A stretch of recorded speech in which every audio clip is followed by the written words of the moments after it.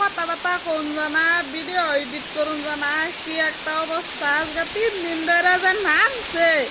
মেঘ মেঘের লাগে মানে আর মানুষ ঘর থেকে বাড়ি পারে না যে অবস্থা দেখেন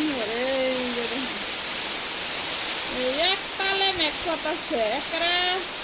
মানে মেঘের লাগে এখন বাচ্চারা স্কুলও যাবে হইতেছে না এরকম অবস্থা হয়েছে মানে এই তালে মেঘ পড়তে